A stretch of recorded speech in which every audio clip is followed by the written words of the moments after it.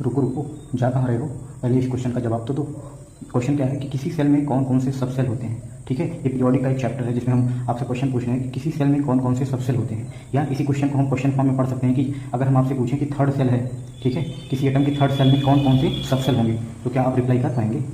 ठीक है, आता है तो वीडियो को पॉज करो और रिप्लाई दो, और नहीं आता है तो आइए आगे देखते हैं। तो इसका हम आओ राज खोलते हैं कि किसी भी सेल में कितने सब सेल होते हैं। ठीक है, सवाल आया कि राज खोलेगा कौन। ठीक है, तो राज खोलेगा कौन, क्वांटम नंबर का पहला भाई और दूसरा भाई मिलकर ये राज खोलने वाले हैं। ठीक है, अब ये क्वांटम नंबर का पहला भाई और दूसरा भाई ये कौन है, तो ये कौन है, principal quantum number and azimuthal quantum number. Principal quantum number को एल से रिप्रेजेंट करते हैं, एजीमुथल क्वांटम नंबर को एल से रिप्रेजेंट करते हैं। फिर सवाल आया कि लेकिन ये राज खोलेंगे कैसे। ठीक है, तो वही तो हमको सीखना है। तो आओ हम सीखते हैं कि किसी भी सेल में कौन कौन से सब सेल होते हैं with the help of principal quantum number and azimuthal quantum number. ठीक है, तो प्रिंसिपल क्वांटम नंबर को तो एन से रिप्रेजेंट करते हैं और एजीमुथल क्वांटम नंबर जो होता है उसको एल से रिप्रेजेंट करते हैं और उसकी वैल्यू जो होती है 0 to n-1 होती है। ठीक है, यानी एजीमुथल क्वांटम नंबर किस पे डिपेंड करती है, प्रिंसिपल क्वांटम नंबर को। ठीक है, तो जो जैसे क्वेश्चन हमने क्या पूछा था कि थर्ड सेल में कौन कौन से सब सेल होते हैं, तो वही क्वेश्चन देख के हम समझ लेते हैं, उससे हमारा ये क्वेश्चन भी सॉल्व हो जाएगा और ये कॉन्सेप्ट भी क्लियर हो जाएगा कि किसी भी सेल में कौन कौन से सब सेल होते हैं। तो जैसे थर्ड सेल में कौन कौन से सब सेल होते हैं, तो जो ये थर्ड सेल होती है ना, प्रिंसिपल क्वांटम नंबर जो होती है वो सेल को रिप्रेजेंट करती है। तो यहाँ पे सेल कौन सी हो गई, एन इक्वल टू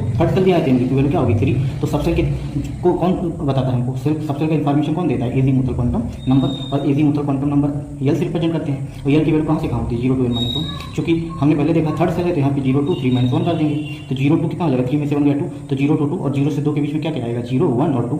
ठीक है, ये एल की वैल्यू क्या क्या आ गई, 0 1 2। अब हम समझ लेते हैं कि एल की वैल्यू कब होती है क्या, तो उसके करस्पॉन्डिंग कौन सा सबसेल होता है। तो यहाँ हमने लिख लिया है कि एल की वैल्यू 0 होती है तो सबसेल एस होता है, एल की वैल्यू 1 तो बी, एल की वैल्यू 2 तो डी सबसेल होता है, एल की वैल्यू 3 तो एफ सबसेल होता है। तो यहाँ पे एल की वैल्यू क्या आई थी, 0 आई थी तो एस सबसेल हो जाएगा, 1 आई थी तो पी सबसेल हो जाएगा, और 2 आया था तो यहाँ पे डी सबसेल हो जाएगा। तो यहाँ पे थर्ड सेल में जो सबसेल्स होंगे वो कौन कौन से होंगे, जो ये आया एस पी डी, इसको ऐसे लिख लीजिए एस पी डी लिख लीजिए और उसके साथ उसका प्रिंसिपल क्वांटम नंबर या जिस सेल में है उसको आगे उसके कोएफिशिएंट में लिख लीजिए, आपको पता चल जाएगा। तो सबसेल कौन कौन सा हो जाएगा, 3s 3p 3d। देखिए हम कितने इसी तरीके से किसी भी सेल में कौन कौन से सबसेल होते हैं आज आराम से हमने आइडेंटिफाई कर लिया। उम्मीद है आपको कॉन्सेप्ट अच्छा लगा होगा, और अगर कॉन्सेप्ट अच्छा लगा हो तो प्लीज़ वीडियो को लाइक करिए, शेयर करिए।